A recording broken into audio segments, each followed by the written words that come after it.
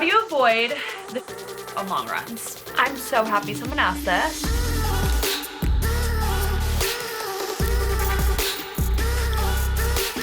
Hello everyone, welcome back to my YouTube. Today is finally the day I'm doing one of my most requested videos, a big running Q&A. I asked you guys on my Instagram what you wanted to know and I pulled a lot of questions. I'm really excited to do this because running is obviously the thing I get the most questions out on my Instagram too, and now I'm gonna be able to direct my followers to this informational video. And make sure to like, comment, and subscribe. Did I already say that? I don't know. Background on me, just so you guys know. I started running in 7th grade, didn't get good until high school. Then I was like on varsity cross country and track all of high school, committed to USC for running, ended up retiring because of a bunch of injuries, started up again post-grad, and have since run 3 marathons, 2 official half marathons. My half PR is 1:25:50 something, which is about 6:30 pace. And my marathon PR is 3:07:09, which is like 7:09 pace. Let's start with the basics. How to start. I always quit because I don't find it enjoyable. My biggest advice is to start with run walk intervals. I preach this all the time. Don't go and try to run like 4 miles the first time you want to run. Obviously that's gonna suck and you aren't gonna feel good and you're gonna be like, I hate this. Literally start by running for 30 seconds, 1 minute, and then walking for 2 minutes. Doing that and slowly building up to doing that for like 10-20 minutes straight. Then you maybe start running for 2 minutes and walking for 2 minutes, then running for 2 minutes, walking for 1 minute. Run walk intervals are the only place you should be starting if you're a beginner runner. At some point, you're gonna be like, oh wait, I can run 10 minutes without having to walk again, and then you're running about a mile, depending on how fast you're going. In terms of finding it enjoyable, I just wanna say, running can be for everyone, but it's not for everyone. It's always worth a shot or another shot or whatever, but don't beat yourself up if it's just really not resonating with you, because at the end of the day, it is a difficult sport and it's something that if you're forcing yourself to do but you aren't enjoying it, you won't be happy. How do I get faster? Been stuck at a 9:30 pace forever. My biggest tips for getting faster are to do interval training, which I have a bunch of workouts on my Instagram under my interval runs highlight, mixing in faster paces and then jogging for recovery in your runs. During those intervals, you should be going faster. You should be pushing yourself. Another thing to get faster is tempo runs. A tempo run is like 20-ish minutes at a pace that's uncomfortable but maintainable. My tempo run pace when I'm like in really good shape is like 6:15. But I don't know if that's a good metric, but basically it should just be faster. And so a good way to start is to do this on the treadmill because you know what your easy run pace is-ish, and just go faster than that. How to balance social life and marathon training. I'm the biggest proponent of keeping a balance when you're marathon training, but if you want to go like full hardo, like go ahead, but like that doesn't work for me. Like I said, I plan my long runs around my weekend plans. So if I know I have like a fun birthday party on like Friday, for example, and I don't want to be tired for it, but I don't want to do the run hungover, like I'll do my long run on Thursday that week. I still go out during marathon training cycles. You just kind of, again, have to like know your limits. I normally go out like once a week. Know that marathon training will be a commitment and it'll take up time, but like it doesn't take up all of your time, and you just have to be proactive about saying like, I want to maintain my social life as well. But my biggest tip is just moving that long run around so that you can go have fun on your weekends. But if you're going out the day you did a long run, please, I'm begging you, drink so many electrolytes you don't even understand before you drink, because that will be the gnarliest hangover you'll ever have if you go out the same day you did a long run and not hydrate properly. How do you make the jump from half to full marathon? I am the biggest believer in that if you can do a half, you can do a full. And here's why. I did my first half ever in November of 2022. Granted, I know I have a running background, but during that half, I literally was like, how do people double this? I want to die at like mile 7. But I finished, and then I basically just got easily convinced to training for the marathon, and I did my first marathon 4 months later. All you need to do when you're jumping from a half to a full is teach your body how to handle those long runs, and by adding 1 mile at a time, you'll find that it's very attainable. I know it seems so daunting to like double the distance, but I promise you, I did it, and you can too. What I suggest doing if you want to do a half and then transition to a full is choose a half and then choose a full like 5-ish months later. So do your build up for the half, run it, take like a few weeks to chill, and then go right into your marathon training, starting your long runs at like 12 or 13 miles and adding 1 mile every single week. That will make it very attainable, and then you're not starting a marathon build up from nothing because you have your half build up under your belt, and it just is like a seamless transition. So I'm doing that for Chicago. So I have a half at the end of April, and then Chicago's in October. I'm building up for that half. I'll take a few weeks to chill, and then I'll start my Chicago training block. Do eat more than normal during race training to refuel. I've struggled with disordered eating in the past, and I've really gotten to a place where I try not to think so much about like what I'm eating and rather just like eat till I'm full and like listen to my hunger cues. So like, yeah, I'm sure I eat more during a training block than if I'm not training, but like also like maybe I eat the same amount. Like I have no idea because I don't try to like track it, if you will. You need to eat till you're full. You need to be satiated. Your body is expending so much energy marathon training. How important is it to eat something before any run? So it honestly depends. I eat before a lot of my runs, but not all of them. If it's just like an hour or under, I'll sometimes have like a Pop-Tart. If it's a long run, it's incredibly important that you eat before because you're gonna be running for a really long time and you need to fuel. Like I said, everyone is different, but a long run, which I classify really as anything over an hour, you should eat before for sure, and anything over 90 minutes I would consider like a long run, and that's when you need to have like a full like Bobo's oat bar, for example. What socks do you wear? I feel like my feet always get so hot when I run. I like Features and Bombas. Those are my favorite. Injury prevention measures you take. Like I said, I was injury plagued in high school. I had 2 sacral stress fractures and 1 tibial stress reaction. This was because I was overtraining. I was running too many miles and I wasn't taking enough time off. I was like over 50 miles at that point a week. That coupled with the fact that I wasn't eating enough, coupled with just like the burnout factor and not taking enough time off is like why I got injured. Now I've found that my sweet spot in training is like in marathon training is my peak weeks are around like a little over 50, but that's only a few weeks of my training cycle. Other than that, my mileage usually stays between 40 and 50 a week, and my body can really handle that. And I take 2 days off pretty much. Sometimes only 1, but mostly 2. Those days off are incredibly important, and I like don't do other workouts on those days off. Like I'll walk, maybe I'll like yoga, but I'm not doing anything strenuous. A lot of marathon runners run way more miles than that a week, and high mileage can be incredibly beneficial for some, but I don't want to risk getting a stress fracture. Other than that, stretching, rolling out, Theragun, the whole 9 yards, and then of course some strength training. What headphones do you wear? Ran my first half the other day and my AirPods died. This is why I run in cords. I use AirPods on some of my training runs, but I will always race in cords because I don't want to risk my AirPods dying. A lot of runners like Shocks, which are like over the ear headphones. I just like don't love them myself, but that doesn't mean you shouldn't try them. I hear their battery life is good. Favorite run fuel / when you take it during your runs. My favorite run fuel for long runs is Honey Stinger energy chews, and I take them every 30 minutes, and I have 8 of them every 30 minutes. And whenever I say that, so many people are like, what? You have 8 gummies every 30 minutes? Like that's so many, like what? Yeah, so you're probably under fueling on your long runs. And I'm so passionate about this because so many girls under fuel. You need 30 grams of carbs every 30 minutes in a long run. And any runs over 90 minutes, you should be fueling every 30 minutes. So like for a 90-minute run, I'll be fueling at 30 minutes and 60 minutes. That being said, I need to find a gel that works for me, but a lot haven't due to stomach issues, just not feeling the effects, etc. Are your race shoes different than your training shoes, and how do you decide on them? Yes, I train in New Balance 1080s and 860s. I use them interchangeably. Doesn't really matter. They're very similar shoes, but they're both great. And I race in Nike Alpha Flies. I don't know how I decide on Alpha Flies. They just are what I raced my first marathon in, and I really love them. They're great carbon plate shoes. They make me fast, and they aren't the most comfortable, but they get the job done. How have you dealt with anxiety surrounding potential failure before a first race? Race day anxiety will always exist in some way, shape, or form. What you just have to channel is the fact that you signed up for this, you want to be doing this, and race day will come and go no matter what. It's obviously okay to be anxious, but you should just turn that into excitement and energy, and like I take my own advice. Like I was a basket case before the Boston Marathon. It just felt so daunting to me. It was my second marathon. Like my first one, there was no pressure. I was like, yeah, I want to Boston qualify, but like if I don't, like it's fine. I ended up running a 3:07 and it was like the best day ever, you know? But then it's like, okay, I've run a 3:07, now I want to go to Boston, I want to break 3 hours. That was like my goal with Boston.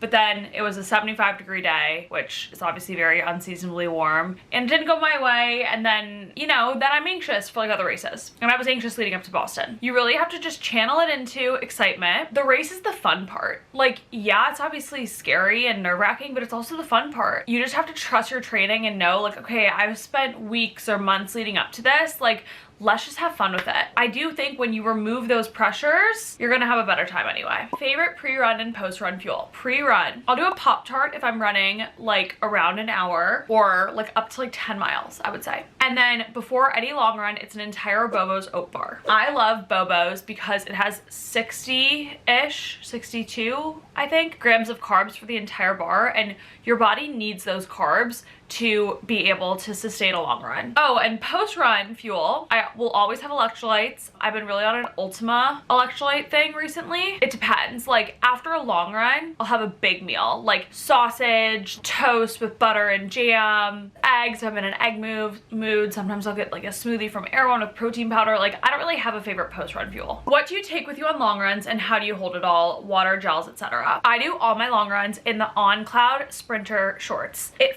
sucks because I don't think they make these shorts anymore. I can't find them anywhere, but they have pockets. So long story short, you should do your long runs in shorts that have pockets if you don't like a vest, if you don't like a running belt, because like I don't like that stuff. So I just load up my pockets, and on the On shorts, there's one on either leg and one in the back. That's where I also put my keys. I don't take water with me on runs. I'll stop at water fountains. I specifically do my long runs on routes that go along like the beach in LA, and there are a lot of water fountains. Can you talk a little bit about heart rate? Do you pay close attention to it / base runs off fit? No. Heart rate training is a thing, and a lot of people swear by it. A lot of people practice it religiously. I personally always would rather go off of effort. I don't really pay that much attention to my heart rate. I like to keep my easy runs feeling easy, and the pace will vary depending on how I feel that day. If for some reason I do a workout and my heart rate is like way higher than it should be, then I don't think twice about that, because that just means that like, okay, my body was working a little bit harder today, but that just means it was a good workout. How many days do you typically have in between your long and short run days? I will move around my long run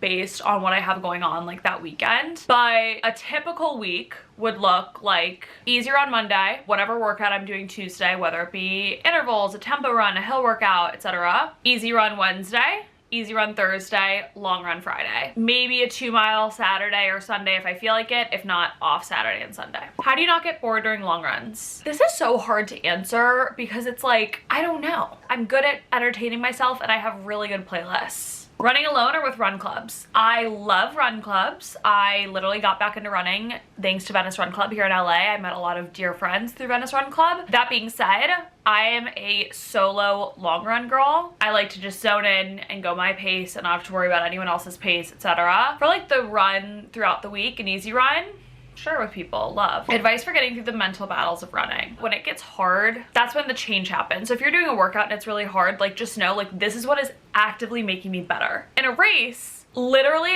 it's hard because I black out during my marathons when I'm in the pain cave. I like hardly remember what I'm thinking, but the one thing I know that I'm thinking is just one foot in front of the other, and you will be so mad if you stop. How do you deal with vacation in the middle of a training cycle, or do you plan around? It just depends. Like I've never had a big vacation in the middle of a training cycle, but I would just like amend it based on like where I'm going, what I'm doing. For example, last year in my Boston training block, I was in Aspen for my sister's bachelorette for like a week. So that week I just didn't do a super long run, and instead I did like all like 1 hour-ish runs on the treadmill, and it was at altitude. So how do you know if you're overtraining? If it's not fun anymore, if you're like dreading every single run, you're probably overtraining. Or if you're plagued with injuries. Fave meal for night before a long run. You should always be having a carb heavy dinner the night before a long run. So my fave is like pasta or pizza. How do you not get tired in the afternoon after a long run? This is something that it took me a little bit to learn. When I first started training for the LA Marathon, long runs would wreck me. I would feel like I was dying after. I couldn't get out of bed the rest of the day. I remember vividly, I did a 14-mile run right after Christmas. when I was training for LA, and I was seriously bedridden the rest of the day. And my mom goes, how are you gonna run 12 more miles? I said to her, I have no idea. If you are feeling like you're gonna die after your long runs and are not able to get out of bed, it's probably for a myriad of reasons. One, you're probably not eating enough before. You're probably not fueling enough during. So many girls under fuel. 30 grams of carbs every 30 minutes. I don't care how you get it, but that's what you need to be doing, because fueling during the run will not only help you perform better and feel better during the run, it will help your recovery. Those days when I wasn't feeling good the rest of the day, it's because I wasn't fueling enough. I hadn't found fuel that really worked for me. I didn't eat enough before. How to quickly heal and run with blisters. Compeed blister band-aids are my holy grail for blisters. That being said, never run through blister pain. Like, don't just tape it up and run, even like if it hurts. If it doesn't hurt and you can't feel it, that's one thing. But if it hurts, don't do it, because then your gait will like change, because your body will be trying to overcompensate to like not hurt because of the blister. That can lead to injury and just the whole 9 yards. Took a very long break from running. I miss it. How do I get back into shape? Me all the time, girl, because I take breaks a lot after all my big marathons. She said since NYC-thon. Just start slow and steady. Start with run walk intervals. Like, I am like an experienced runner, and like when I'm getting back into it, run walk intervals. Like, you are never too advanced for them, and some fun interval workouts that always makes me excited to run. How to prepare for hilly marathon. Run hills. Do hill workouts. So like a typical one would be like warm up for 50 minutes, find a hill that's long enough, and do 10 by 60 seconds running fast up the hill, and then jog down. 15-minute cool down. That's a hill workout. Also, do hilly long runs. I did not do enough hilly long runs for Boston, and I do think that that's what really also negatively affected my performance, along with the heat. Whereas for New York, I worked hills into my long runs, and I was way more prepared and felt way stronger. What do you listen to, playlists or songs, when you run? I have literally so many Spotify running playlists. One has like 28,000 likes. They're all on my Spotify, which I will link below. How did you find your easy run pace? My easy run pace varies based on the day. I just go easy, and some days that might be 8-minute pace, some days it might be 7:40, some days it might be 9. How do you avoid